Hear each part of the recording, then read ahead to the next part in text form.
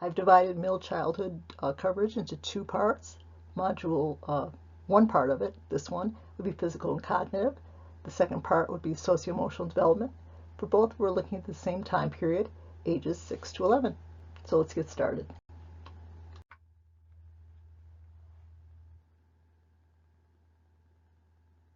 It might be a good idea to start our chapter with a definition of what middle childhood actually is. Generally, ages 6 to 11 would encompass middle childhood. It corresponds perfectly to some theorists' stages, others not so much, as we'll see. Let's now consider physical changes. The growth is now slower. So you might remember in early childhood, the child was doing about 3 inches a year, which still, if you think about it, still should amaze you. It is now slowed to 2 inches a year on average, but that's still impressive. Imagine what you'd have to do with your wardrobe in 3 years if you were growing 2 inches a year. Girls are now starting to exceed boys in both height and weight. So we think of the typical man being bigger and heavier and stronger than the woman, not during middle childhood.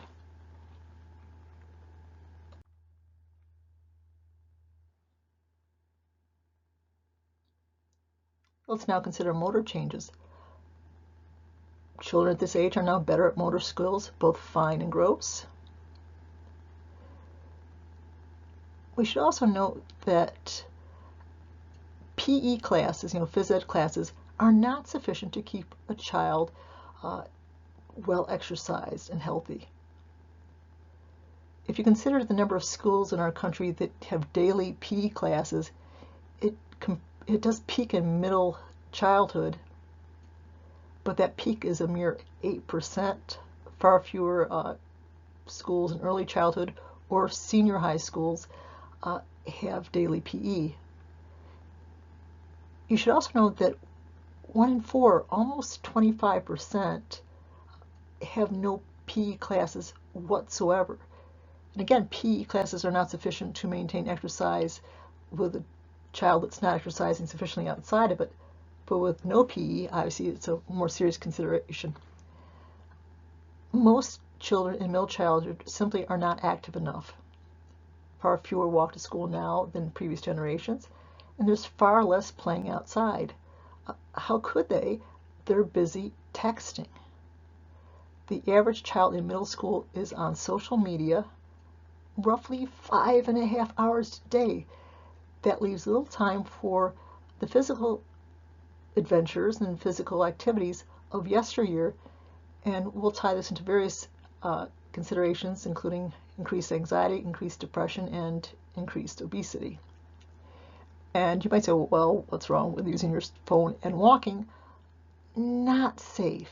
We know texting and driving, not safe. Walking and texting, not safe either.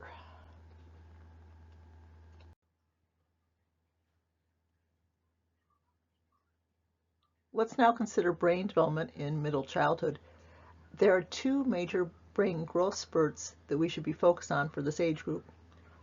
Ages 6 to 8, the improvement in the brain is associated with better fine motor skills such as writing, maybe chopstick using or so on, hand-eye coordination, and also, very differently, enhanced theory of mind.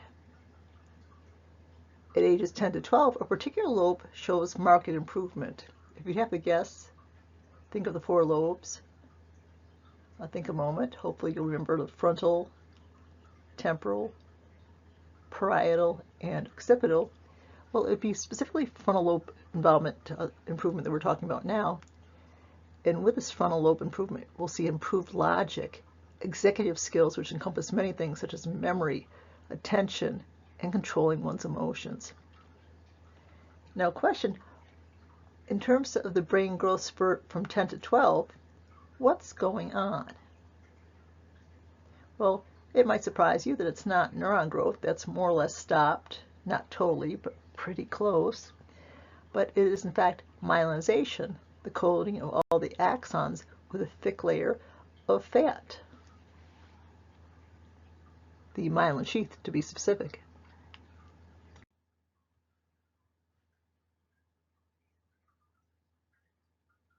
So do you remember losing teeth, maybe your appearance, maybe looking forward to the tooth fairy's visit. Children begin losing their first set of teeth around age 6, within our middle childhood age group, and usually have their final set, with the exception of their wisdom teeth, by age 12. Now this initial set of teeth has many names. Think of as many as you can, if you will. So the names of the first set of teeth. Deciduous teeth, like deciduous leaves, the ones that are temporary, the ones that fall off trees in the fall. So deciduous teeth, often just primary teeth, or maybe most likely baby teeth.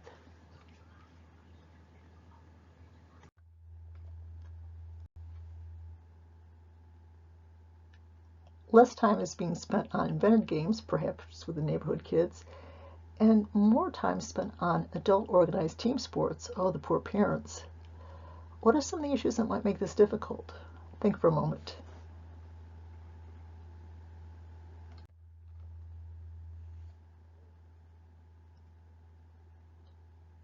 Certainly there's the cost of transporting the child or going to attend events with the child. There's often uniform costs, special gear costs, sometimes participation fee costs. There might be camps to help accelerate the child in terms of a higher quality of sport. So quite a few problems for parents, though still many do enjoy it quite a bit. Still, it's a big obligation.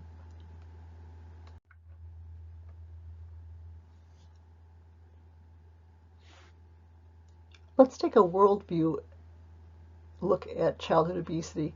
Which country do you think has the most obese children in terms of percentage? I know you're thinking the US. No, we're actually second, with China being in the first place for many of the same reasons. Urbanization, too much time on the cell phone, diet's not healthy. So many similar factors.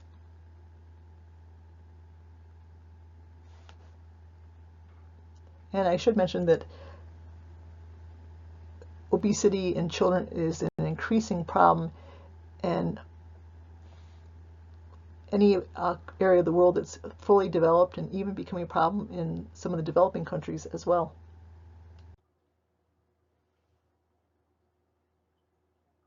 In the US, poverty actually is associated with childhood obesity. That might be surprising at first glance, but upon second glance, probably not. Poor quality calories are likely to cause obesity. Poor quality due to lack of food, such as in a food desert, lack of knowledge, or good food costs a lot more than cheap quality food such as chips and junk food. So all contributors.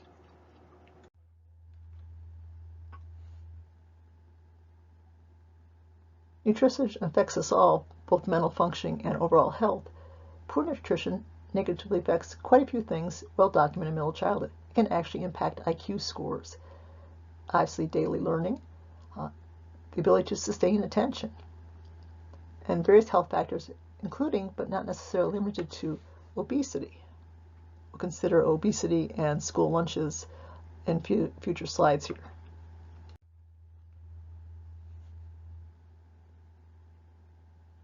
The last time I taught this course was in a face-to-face section when we went into COVID.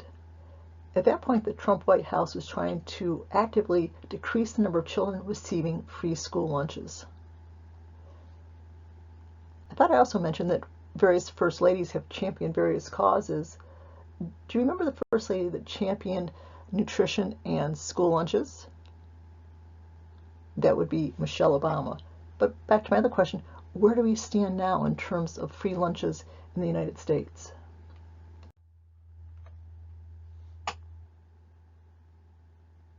So quite a few colors and shadings. It basically comes down to one of two things. Some states have it either permanent or temporary. Other states have not moved in that direction at all. The states shown in the lightest grayish color would be the ones that have no policy and are not moving in that direction. The other states have at this point a policy in place which might be being made permanent or might be done on a yearly basis.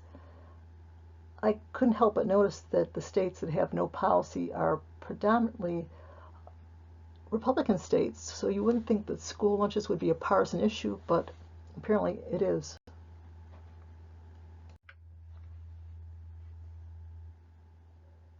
So to be considered overweight, the child has to be in the 85th percentile in terms of body mass index. To be obese, they have to be 95% or higher in the index. What are some of the documented results of obesity in childhood? Peer rejection, definitely one. Decrease in self-esteem, actually negatively impacting academics. Increased anxiety and depression, and increase in childhood diabetes. As adults, they put themselves, or they are at risk for various severe health problems, including heart issues, respiratory issues, gallbladder issues requiring surgery, sleep apnea, and diabetes, just to name a few.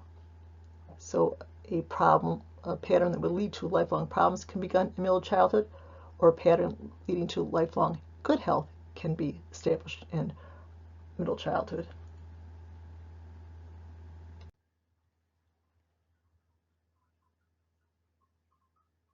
Let's start with the definition of obesity.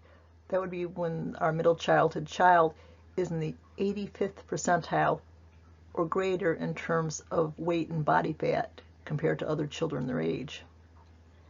Interestingly, the parents of these children that are in fact obese, only half of them recognize the child's weight as being obese, which is definitely a problem in terms of adjusting parental behavior and child lifestyle and food if the parent sees the behavior and outcome as a norm.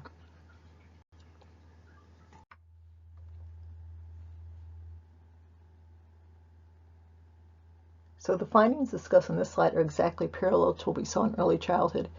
So go ahead and see if you can remember what percent would have chronic illnesses for early childhood, again, same as for middle childhood, and what is the most common chronic illness by far. The picture there shows you one of the two possibilities. And what are some of the most other common chronic illnesses of childhood? Consider that, and then you can click for the answers.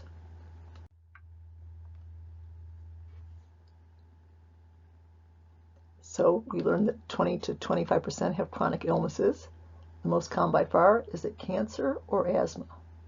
It would be asthma. What were some of the other chronic and serious health conditions we noted? Sickle cell anemia for sure, diabetes, cancer, and even HIV amongst some of the highest ones of concern.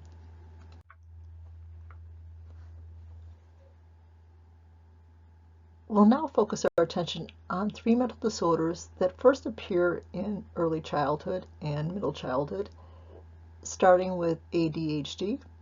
We'll start with a brief history which might surprise you, hopefully.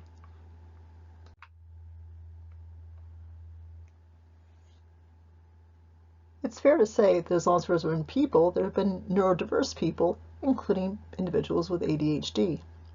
In terms of its discussion in the Americas, the first reference came in the very, very tail end of the 1700s.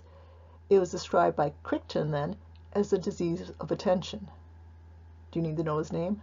No. By mid-1800s, West renamed it the syndrome, the nervous child syndrome. And no, you don't need to know West's name either, but now it's the nervous child. By 1960s, early 1960s that is, it was renamed minimal brain dysfunction, a little bit ominous. By DSM-2, which came out in 1968, and no, you don't need to know the years of the DSMs, in 1968, minimal brain dysfunction had evolved into hyperkinetic reaction of childhood. By DSM-3, 1980 to the year if you should care, and if you don't, that's fine too. So the DSM-2 hyperkinetic reaction of childhood in 1980 becomes something much more familiar. Attention deficit disorder with or without hyperactivity, and all that occurring in a little under 200 years.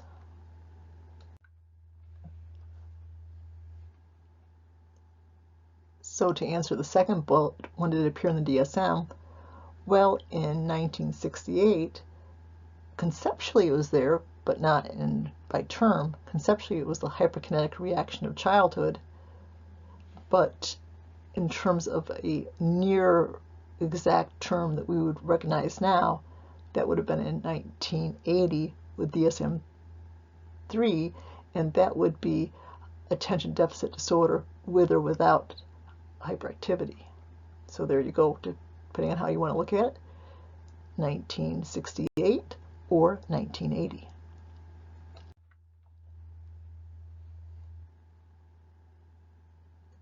Let's consider some general information. More common in boys or girls? As I assume you probably suspect, more common in boys, about twice as common. But how common is that? About 13% of boys versus about 6% of girls. But that being said, girls are less likely to have motor symptoms, just having problems of inattention instead, so are more likely to get overlooked. They're not annoying the bus driver, their parents, their teachers, their peers. They're sitting quietly, not paying attention, so might not get diagnosed, might not get treated. ADHD results in not only academic problems, but also social problems and other potential problems down the road. Common comorbidities, other conditions the individual is likely to have or more likely to have, include something called oppositional defiant disorder, conduct disorder, and even autism spectrum disorder. Next, let's look at the two categories of features and the two basic types of presentations.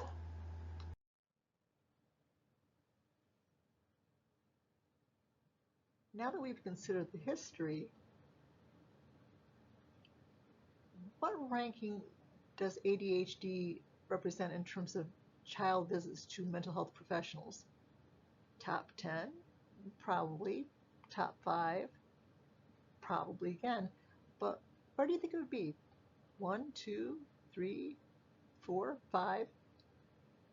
It, as you might suspect, is very high, actually the first reason why children are taken to a mental health professional.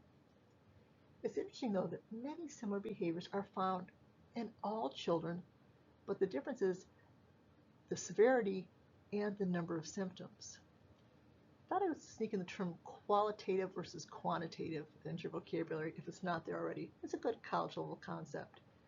If a difference is qualitative, it's difference in type or kind or nature.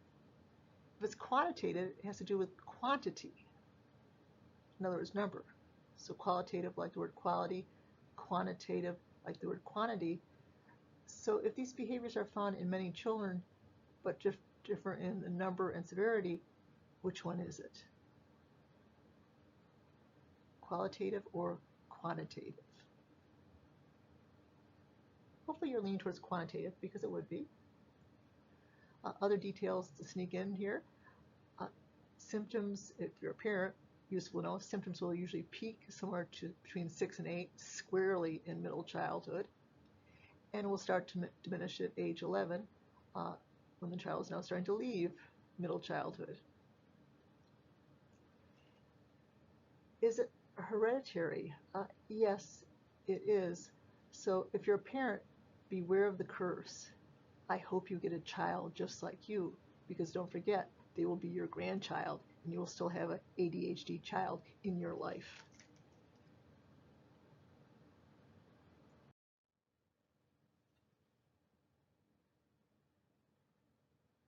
Let's talk about the two categories of features and the three types of presentations. The features are inattention and impulsivity / motor activity related. Let's focus on inattention first. So first and foremost, lack of paying attention and sustaining attention. And it drives parents a bit crazy. It's not for everything. It's just things they find disinteresting. Parents talking, rules, teachers, homework, things that they find interesting. Their hobbies, for example, or TV or social media, they can do the same as any other child. And this is just the way they're wired. They tend to be more disorganized than other children, so which means they tend to lose things more than other children. They tend to make careless mistakes. They know how to do an answer, they know how to do an activity, but they're just not paying attention and it's done poorly. Doesn't listen, so they listen to maybe the first half of the sentence, but not the second, or maybe not at all.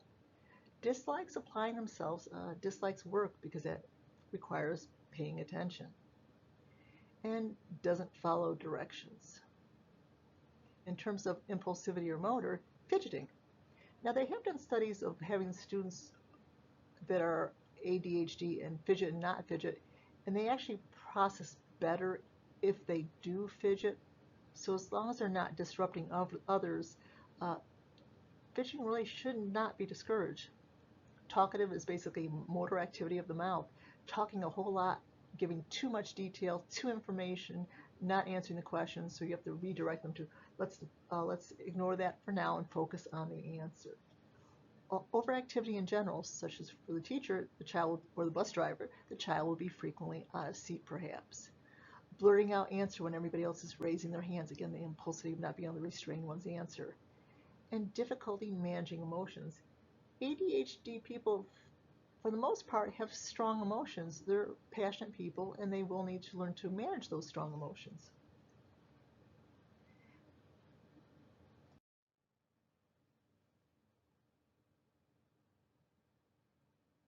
Now, in terms of types of presentations, some individuals present primarily with inattention features, very little in terms of impulsivity and motor. Other individuals are primary impulsivity or motor symptoms with very little difficulty in inattention. But very commonly, it's a mixed type having prominent features of each. We know that girls are more likely to have the inattention only feature, which is unfortunate in some ways because they're less likely to be annoying people, less likely to get attention, less likely to get diagnosed, and therefore less likely to get treated, and quite possibly less possible to have positive outcomes.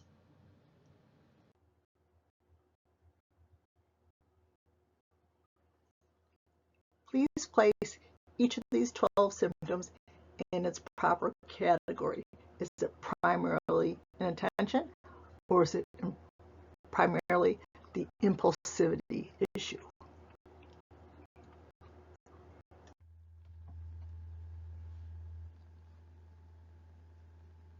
Let's now consider ADHD treatment options.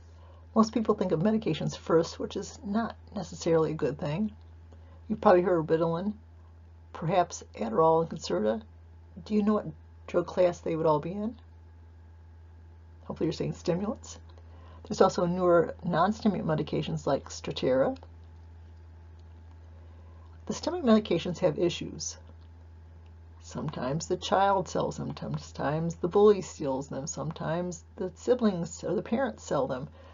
They can also cause anxiety or depression in some children. They also can affect appetite. Children often on stimulants are well behind where they should be in terms of height and weight. Sometimes you can change the amount of the drug or the timing of the drug. For other children, it's sleep issues. Again, it might be the timing or the amount. And every time you get these drugs calibrated, the child grows, and now it's not sufficient for their new size and height.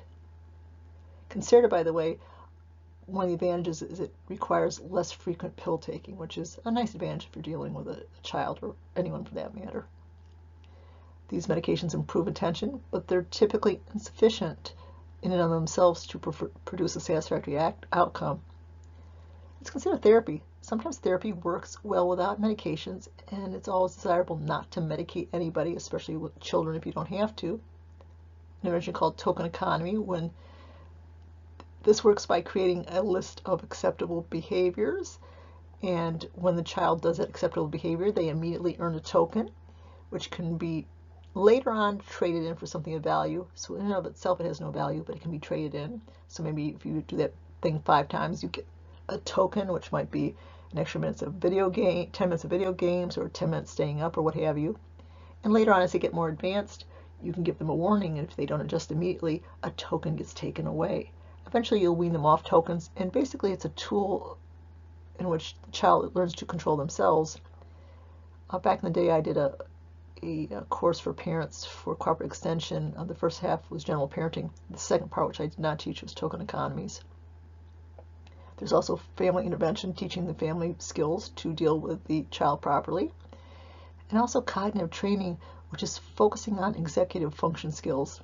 Now take a moment and see if you remember any of these executive functions. Attention's one. Organization, planning, time management, regulating emotions, or inhibiting behaviors. They call it inhibitory control. So if you consider all those sort of things are executive functions, and all those sort of things the ADHD child is usually well deficient on. So training in executive functioning has been clearly studied in, very thoroughly and is definitely beneficial. So therapy alone would be the best option. If that doesn't work, combine with medications. Unfortunately, most parents want to push for medications without the work that goes on with therapy. And if the doctor won't give them the medications, often they'll go doctor shopping and they won't take long before they find a doctor that will medicate the child. But this should really be the step after therapy options have not worked, not the first step.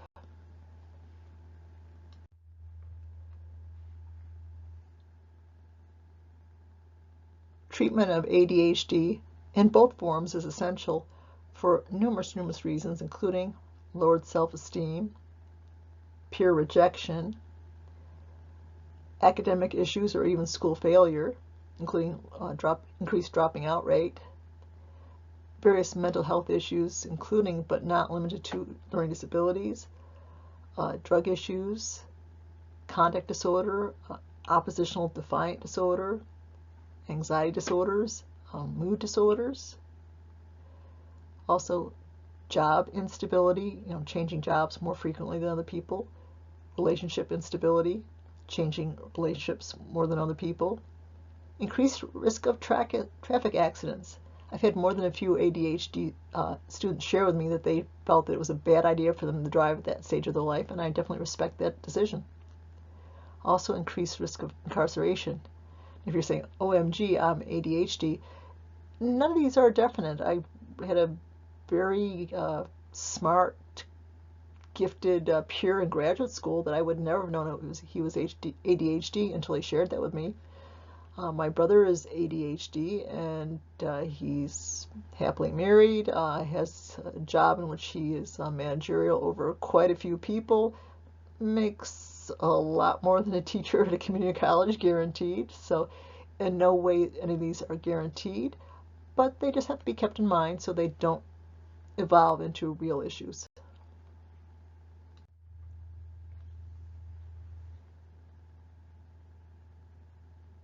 With all this focus on the negatives of ADHD, I think it's only fair that we mention a few of the advantages or compensations. In a time when most people in our culture have trouble with maintaining good weight and being overweight, a person with ADHD is more likely to be very active and less likely to have issues of weight and all the many health issues that go with being overweight. Also, in a time where many people have to go to school and do a job, or at some points in their life do a job and a half, a person with ADHD has more energy to be able to do this. Also, a lot of us don't have the energy to do formal exercise or sports teams in addition to other responsibility.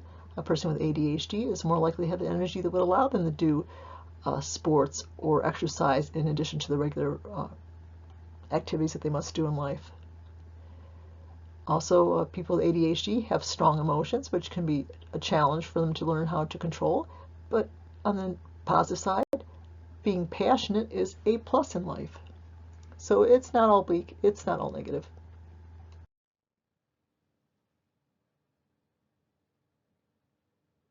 When I was doing a final review of the slide, I noticed that I didn't include in the list of various mental health issues autism. There's a significant overlap between ADHD and autism. Research puts it between 15 and 25%, which I know is a huge range, but still, even at the low end, 15% is significant. 25% is 1 in 4. I also noted that it'd be a good place to review the term comorbidity, if I didn't already. Remember, comorbidity is having 2 or more mental health conditions at the same time. So you can see there's a considerable number of conditions that ADHD is comorbid with, potentially. I also want to slip into my coverage that ADHD people, as both middle childhood, teens, adults, have a bigger problem with procrastination, so they're going to have to learn skills and tools to aid them with this issue.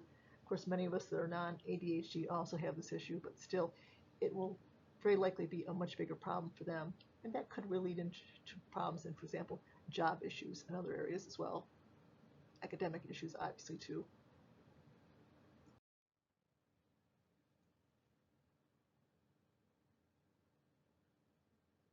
One last detail related to job instability and general impact of life. Uh, about 1/3 of people with ADHD will still have significant symptoms as adults, which means 2/3 will have minor or almost no symptoms. But in terms of the 1/3 that will have symptoms, it specifically shows us the importance of treatment for individuals with ADHD.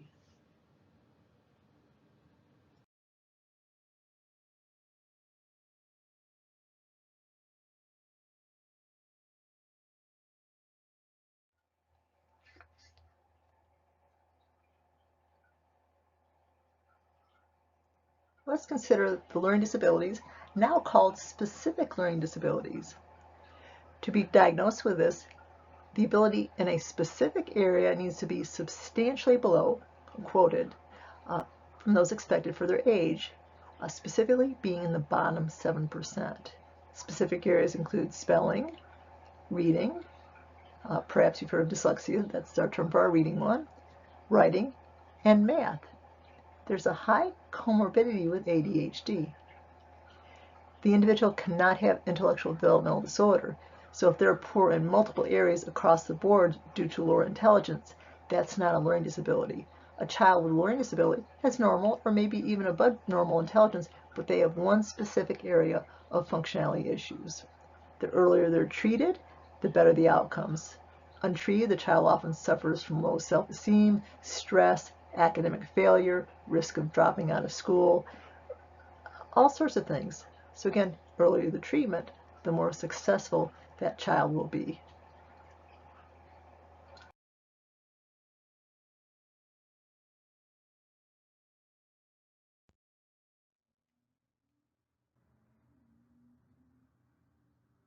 We start our discussion of autism spectrum disorders in the early childhood chapter, but let's continue it.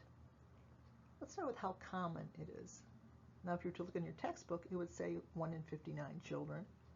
But remember, your textbook was printed in 2020, so it had to use available data, which were 2017. We're going to use current data. According to CDC, it is not 1 in 59, it is 1 in 36 children. So huge jump. In terms of adults, if you're curious, it would be not 1 in 36, but 1 in 45. In terms of boys versus girls, it's 4 times as common as boys. So 4 boys out of every 100 are on the spectrum, as compared to 1 girl out of 100 on the spectrum. If that was too quick, definitely feel free to go ahead and replay it.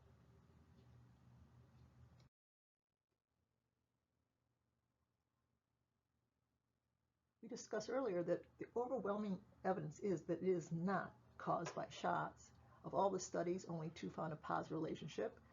They were both performed by the same author. They were both recalled by the journals they were published in due to shoddy methodology and conclusions and statistics. So clearly not caused by shots.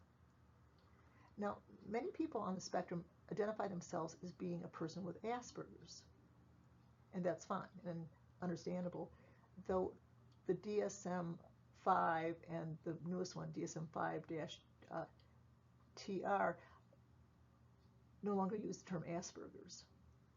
But since people use it and have been labeled with it, it's good to know what it means.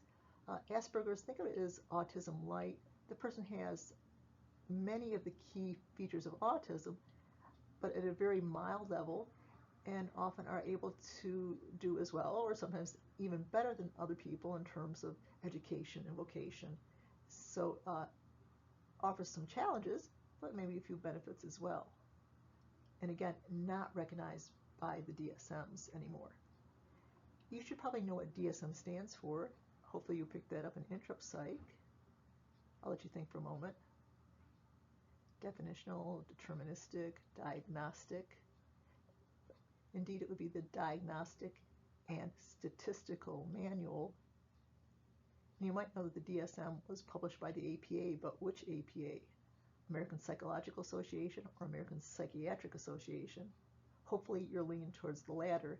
The Diagnostic and Statistical Manual has been published always by the American Psychiatric Association.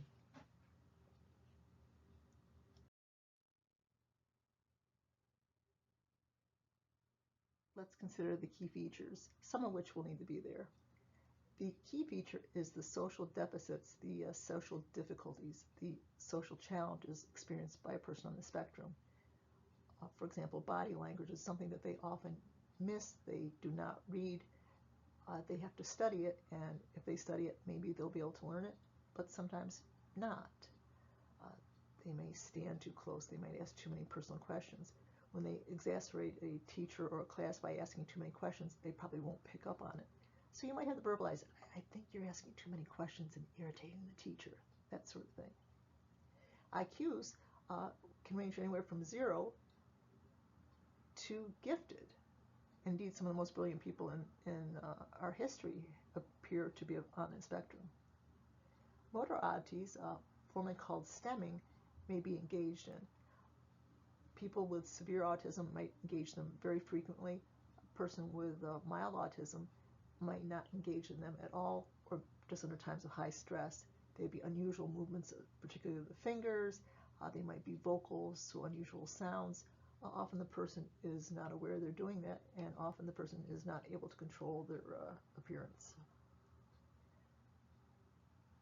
Also very typical in autism is restricted range of interest.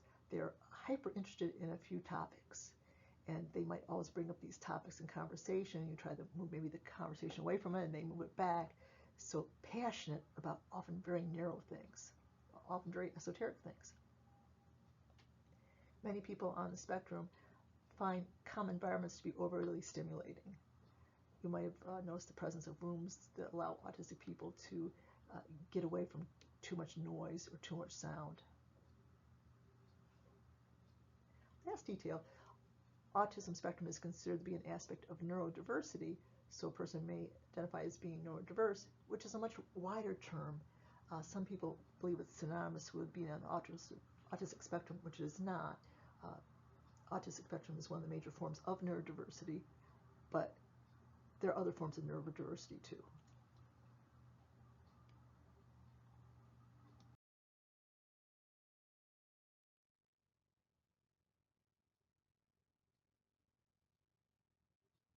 Next, we're going to consider intelligence and then tie into issues of intelligence, intellectual disability, in other words. So at this point, I would hope that you'd be able to know the first two stages and perhaps the one that we're about to discuss. So take a moment and then see how well you do on the next slide. No peeking though.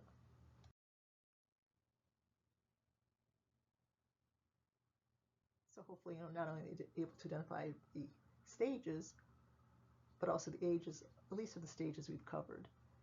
So sensory motor up until age 2, pre-operational 2 to 6 or 2 to 7. Concrete operational, which we're entering now, is typically looked at as being from 7 to 11 or 12. But we should also note that many people never leave the concrete operational stage. We'll discuss that in the next part of the lecture.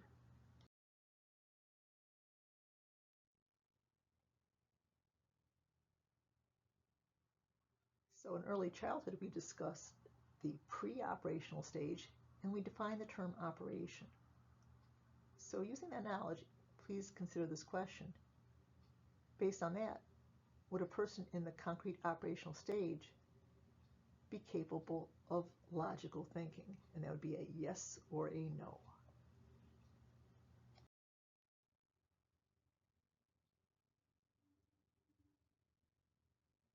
So we'll put that question on back burner for a moment. So again, we said the stage begins at what age and could end at what age? So it begins at 6 or 7 and ends at 11 or 12, but not always. Do they or do they not have operational thinking?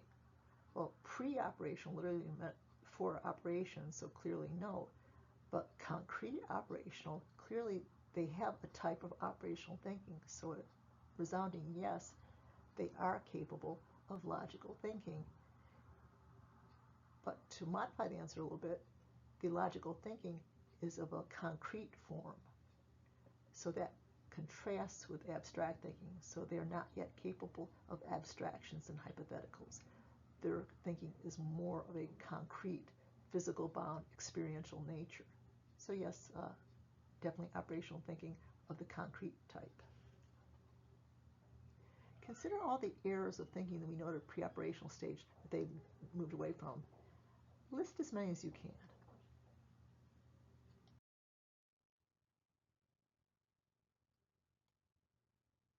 So the pre-operational individual engages in such thinking as transductive thinking and syncretic thinking, which our concrete operational person would not. They also engage in egocentrism. They also engage in animism. They also lack conservation, in part because they do have, unfortunately, centration, and they lack reversibility. So these are many of the changes in thinking that are solved or developmentally passed, if you want to use that phrasing, when the person arrives at the concrete operational stage. Next, consider the syllogism on the right. Knowing that I made up the name of the people, I made up the name of the person, and it's a test of logic, and see how you do on the answer. Answer the last question and then listen to the answer, if you will.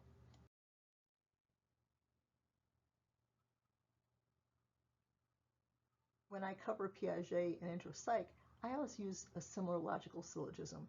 I tell my class I made up the name of the people. In intro, it's Warbingi, and for you, it's the Bebembe, totally made up.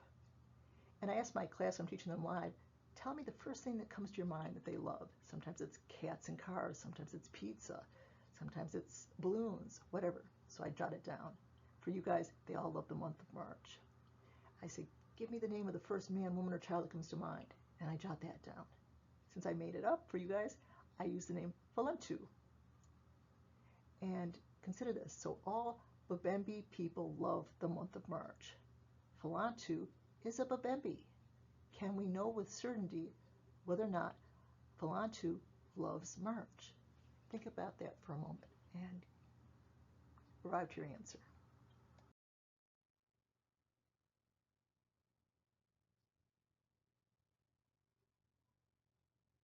I've been teaching full-time since 1997 and been using a similar question to this nearly the entire time, and I find it fascinating.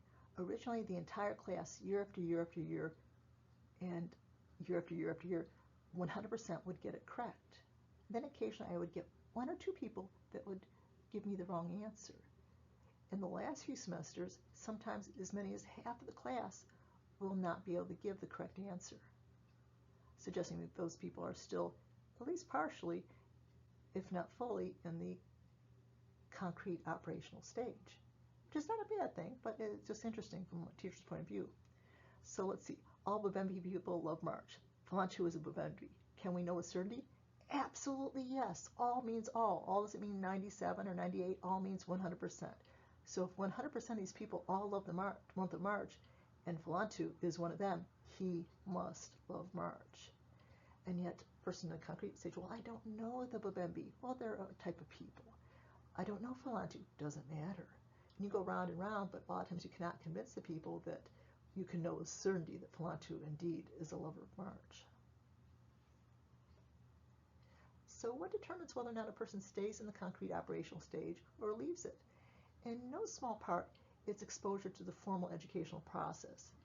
In many areas of the world, there's no formal education experienced by the child, and they remain concrete thinkers. In cultures such as ours, where formal education and different types of thinking are taught and learned, usually the person will progress out of the concrete operational stage into the formal operational stage. But still, people who can live very normal, successful lives do stay in the concrete operational stage.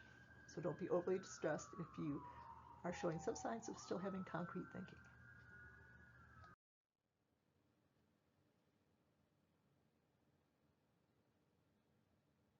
Let's specifically consider vocabulary and grammar in middle childhood. Vocabulary is going to increase dramatically, fourfold actually, but just notice a dramatic increase. The average child is going to be learning 20 new words a day. And this is not without active study, this is just spontaneously. They will now understand and perhaps even use a little bit of sarcasm. If they have not undertaken a secondary language learning by now, it should be definitely undertaken by this point. Way into high school, the child will probably never speak with an accent that would be proper. Certain sounds they might not be able to make. So this is a time when parents and hopefully also the school will undertake that secondary or even third language learning.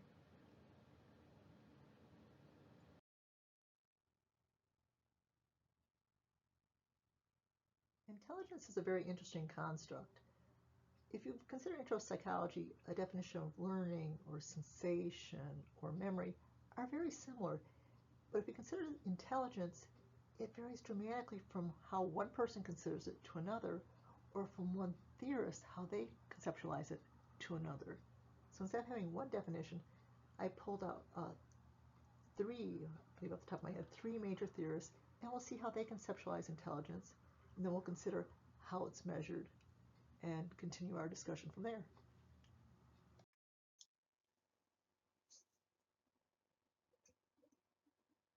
As we're seeing, there is not one unified theory of intelligence. Sternberg is offered as a very popular and well-regarded theory. Another very well-regarded and popular theory of intelligence is Raymond Cattell's view of intelligence. We'll also learn about Raymond Cattell's view of personality, which is also equally esteemed by psychologists. He looks at intelligence as having two distinct components, that of fluid and crystallized. Fluid involves how you think, the different types of thinking, which would definitely include critical thinking, as well as inductive reasoning, deductive reasoning, and analyze mathematical properties of things, and so on. Abstract thinking. This contrasts to crystallized thinking, more specifically crystallized intelligence, which refers to facts. So maybe as a mnemonic, think of a crystal necklace, maybe big quartz crystal, so it's unisex, so everybody can wear it. And every crystal represents a specific area of knowledge. So maybe your crystal for intelligence of music is huge because you know a lot about music. Maybe your crystal intelligence about cooking is very small, or vice versa. But anyway, crystallized intelligence represents the various facts, the bits of knowledge. Cattell's view is very popular amongst developmental psychologists because these two different types of intelligence change very differently as we age. So a very useful theory to psychologists and gerontologists. Let's start with the viewpoint of Robert Sternberg and his triarchic or triarchical theory of intelligence. As you might want to indeed logically guess, it has a three-part component to it. Practical, what to do in day-to-day living when problems arise. Analytical, think of it as logic. Creative, you might think creativity is a gift. He considers it to be a full-fledged area of intelligence.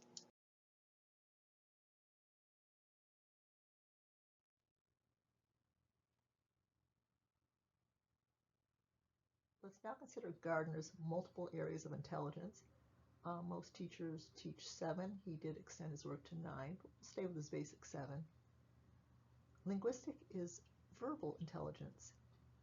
Let's say that a teacher wants to measure his or her or their students' verbal intelligence. There's so many ways to do so. try to think as many ways as you can. And then jump to the musical heading and consider, likewise for musical, there are many ways of measuring musical intelligence. Do a short list of those ways too, and then I'll continue.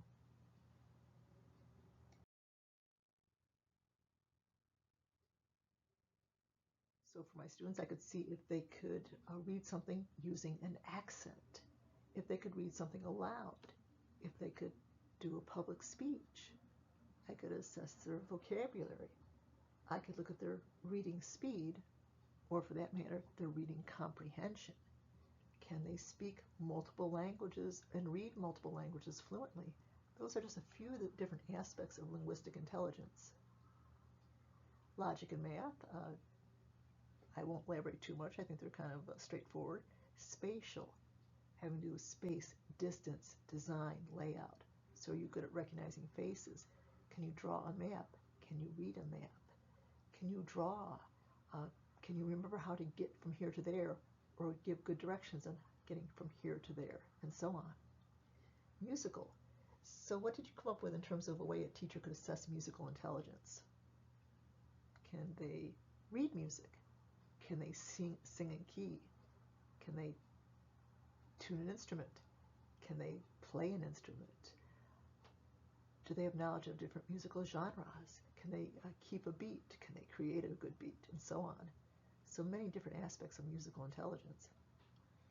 Body kinesthetic is the ability to use your body skillfully. Consider many careers demand this. Can you think of a few?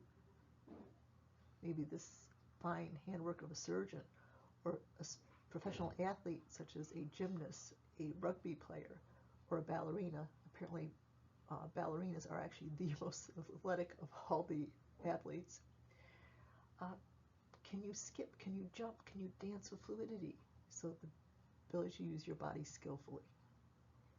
Next to demand that you know roots of intra and inter. Intra means within, like intramural commerce. That'd be commerce within a state, intra. So intrapersonal knowledge means self-knowledge. Do you know yourself? Do you know your goals? Do you learn from your mistakes? Do you know your values? And so on. Inter means between. Interstate commerce would be commerce between estates. So interpersonal knowledge. Can you work well with others? Can you predict their behaviors? Can you influence their behaviors? Can you enhance morale? And so on. So these are Gardner's basic 7 areas of intelligence. People going into the teaching professions often have to know and use Gardner's multiple areas of intelligence as part of their daily routine.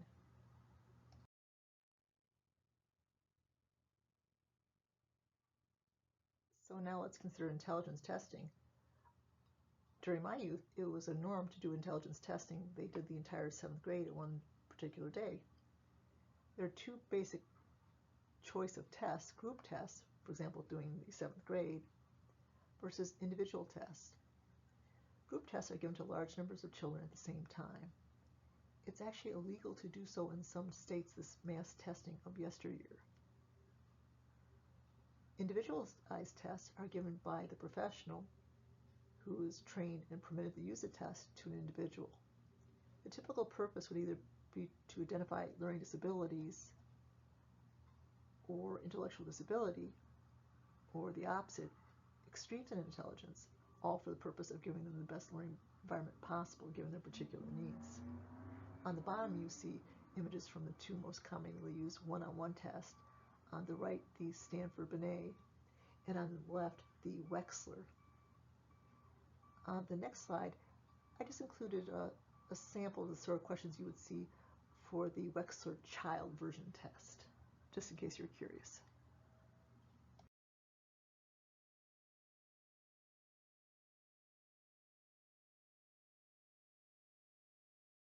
Let's consider IQ.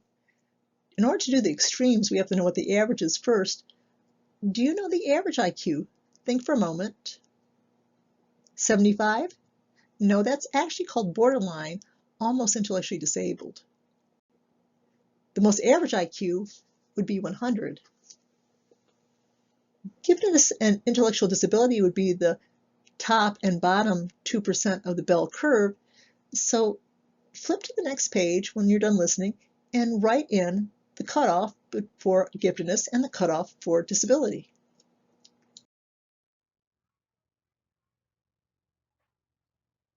Let's consider the teaching of intellectually disabled children. As a review, consider the IQ score that the child's IQ must be below. So 69/70 is the cutoff, so we would be talking about children with IQs below 70. But sometimes the term borderline is used for individuals who are not intellectually disabled but are close and therefore do have some special needs. Those individuals have IQs 70 to 79. The law requires that the child be placed in the least restrictive environment.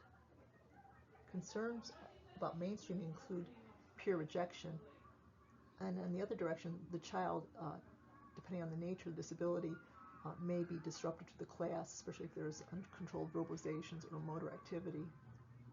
An aid is generally beneficial to all members of the class. Children will often benefit from spending some time, or maybe the majority of the time, in a special resource room with the special education teachers specialized in meeting their needs.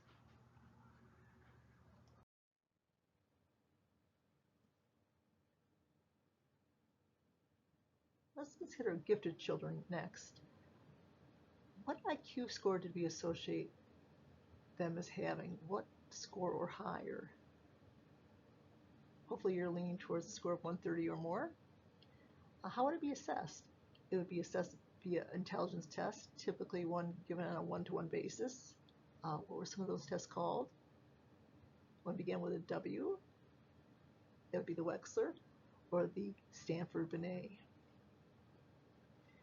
Gifted children require additional stimulation. It could be in the form of extra projects, attending a couple advanced classes, or even sometimes grade skipping.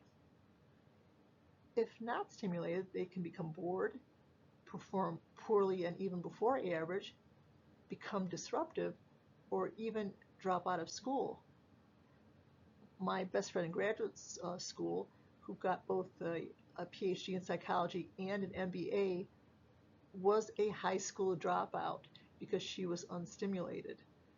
So the walkaway is that even high school graduates have unlimited potential as long as they return to education, and hopefully the critical importance of meeting children at their developmental state and giving them a proper specific educational level.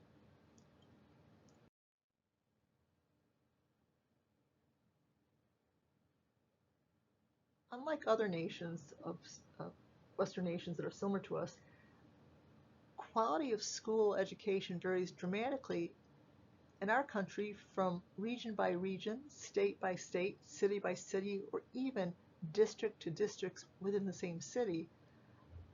The differences are in no small part due to funding differences. School funding is based on property taxes, so poor areas generate less property taxes, so arguably the most needy students get the lowest quality education, and the cycle of poverty therefore continues. There's also huge curriculum differences, particularly by party that's in charge of the particular state.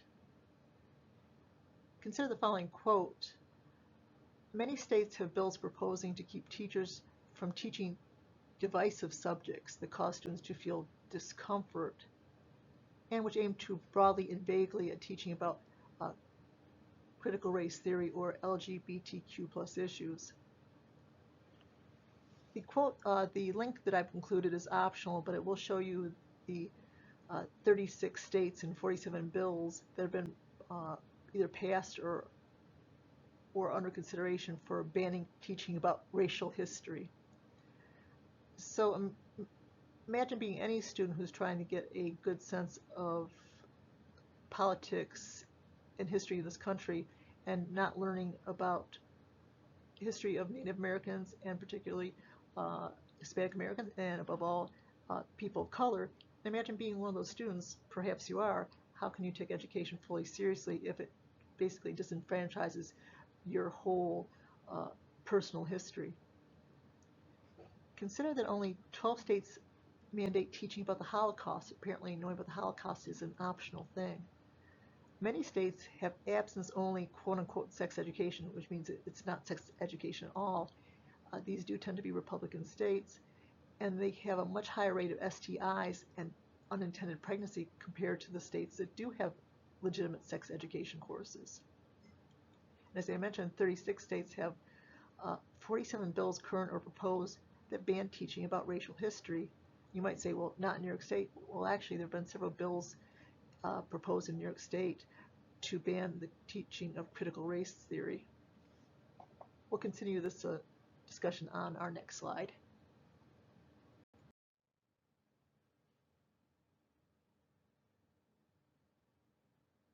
I should mention that we are fortunate educationally to live in the Northeast.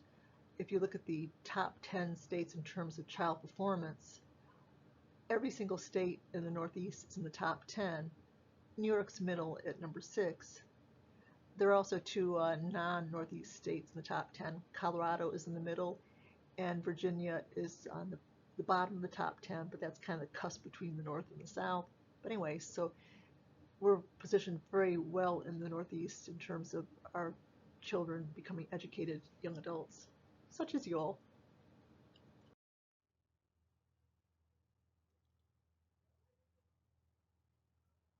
Many states have current or proposed legislation prohibiting the instruction of content related to race.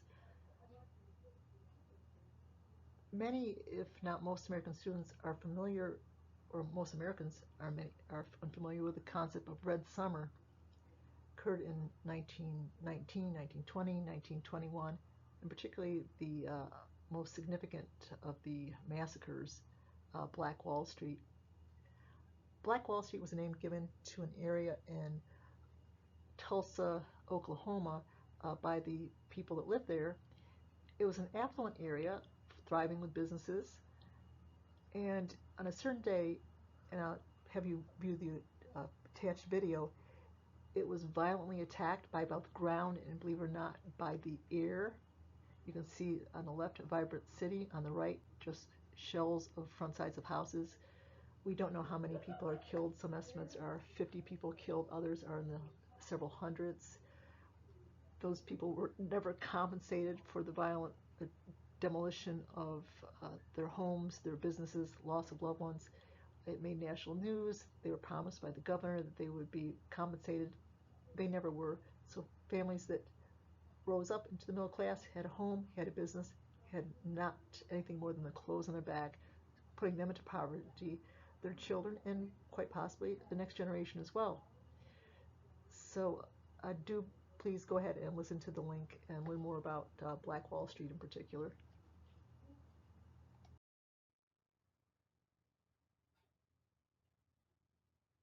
I should also note that the Red Summer events weren't limited just to the South. A major event occurred in Chicago, Illinois, and a major event occurred in New York City, in our own state.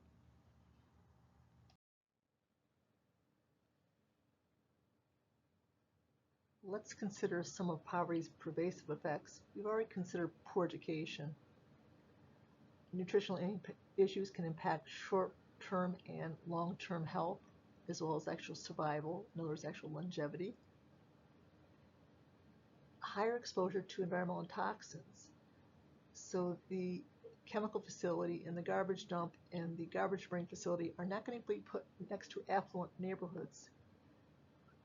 So a significant problem no matter what part of the country. Lack of health care, including dental care. Dental infections can cause not only pain but poison the body and are associated with adults with all sorts of conditions from miscarriage to heart disease. So considered to be optional in this country is hearing aids, but not in terms of health needs. Chronic illnesses, particularly asthma, are much more common in poorer children. Violence and other toxic stressors can cause changes in the HPA axis, permanently altering the way the child and later adult reacts to stress. And again, what did that HPA axis stand for? Think for a moment. Is it hippocampus, pineal, axis? No, how about hypothalamic pituitary axis?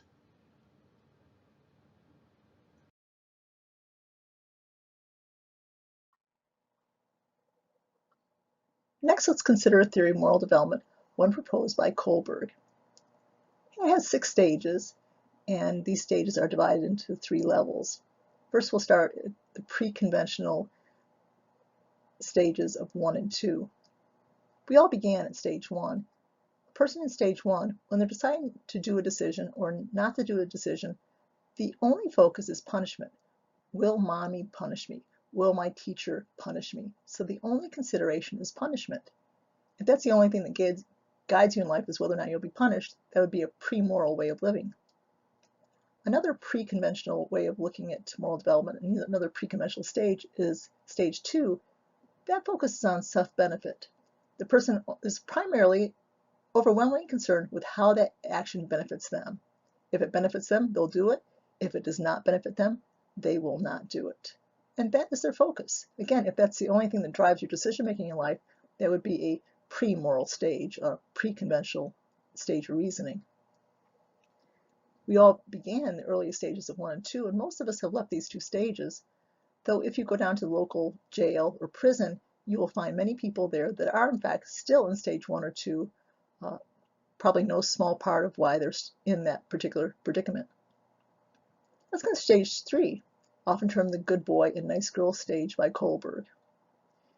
In this one, there's a couple different focuses of reasoning. One is the person perceives themselves as a good person and as a nice person and wants to be perceived as others as being good and nice.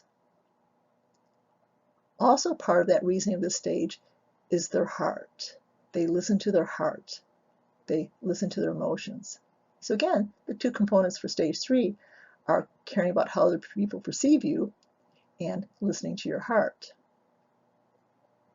Stage 3 is a stage that many women peak at and stay at. This is not to say that men are not there too, but this is a particularly what men call it feminine stage.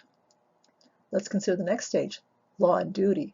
The person is particularly focused on following the law and meeting their duties and obligations. Many men tend to peak at this particular stage. Now, of course, there are women at this stage too, but there are more males than females at this particular stage. Stages 5 and 6 are by far the less common. Stage 5 is social contract. In this stage, the person considers the needs of society and the individual and considers both in their reasoning. Stage 6 is very rare. A small sample would have no stage 6 people at all. It's the stage of universal ethical principles. It's Bailey wandering into the room right now if you're wondering what the clicking is. So if you would do it for one person, the word universal would imply that you would do it for all people, for all situations.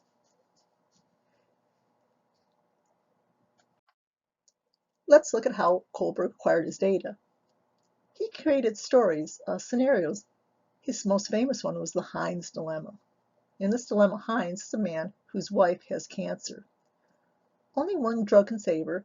It's made locally, but the pharmacist wants a fortune for the drug, and Heinz is a poor man. He cannot come up with his money for the drug. There's only 2 choices. He steals the drug, and his wife has an excellent shot at living.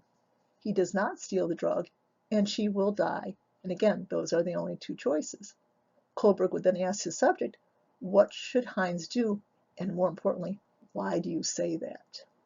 So let's go through all these stages and see what reasoning a person of each stage would propose. But first, put a little brief summary of the Heinz dilemma into your notes.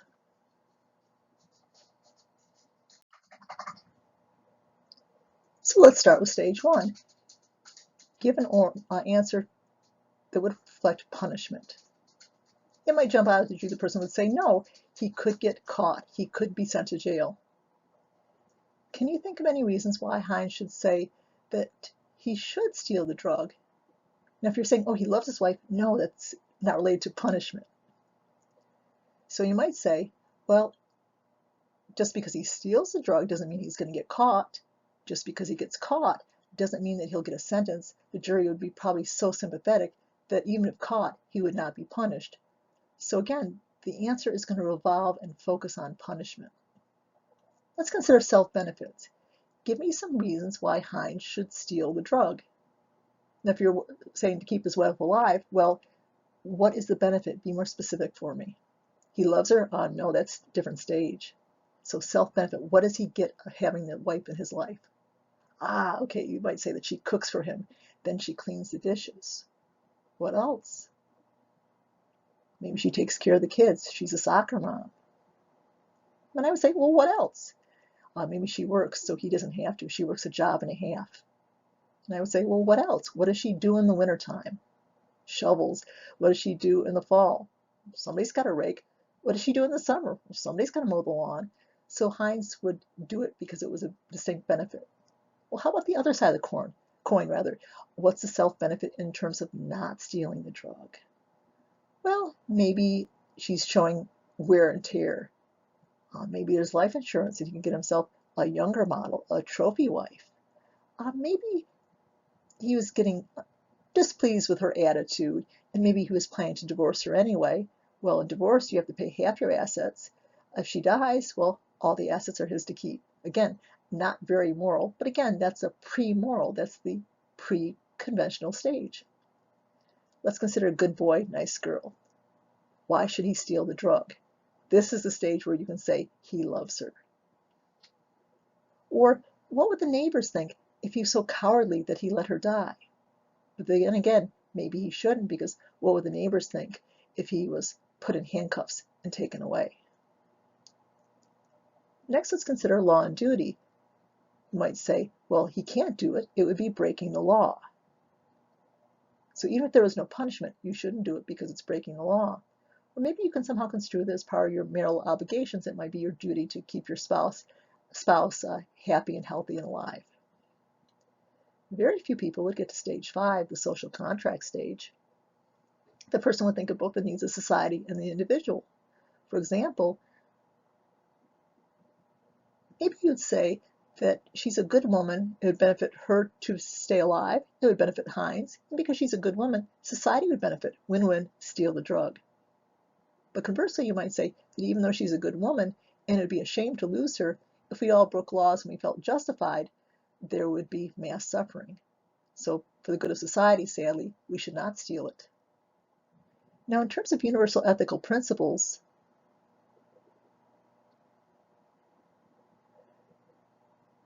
think of universal across people, across situations. So let me ask you a couple questions. If you had a child and your child needs one of your 2 kidneys, would you give it? If you can't say yes, please don't have a child. But let's say it's not your child. Let's say it's your mother-in-law, who your partner is very fond of, but you distinctly are not. Will you still go through that painful surgery? Okay. If you said let's say that your neighbor needs it, and he is not Mr. Rogers. Let's say that he has a reputation and people are questioning the disappearance of local dogs and cats and attribute it to him. He's been seen to try to run them down. Let's say that he's trying to institute fracking on his property, which will poison all the local water supply. Let's say he's suing most of the neighbors. Think of the most heinous characteristics that you could put attached to a person and say that his neighbor fits all of them. He's a member of the KKK, neo-Nazi, everything that you find despicable. Would you give your kidney to your neighbor? Most of us would say, basically, hell no. But if you had a universal ethical principle set, you would say, he's a human being. If you do it for your neighbor, you would also do it for your child, and vice versa. So you can see that very, very few of us are at stage 6. I certainly am not.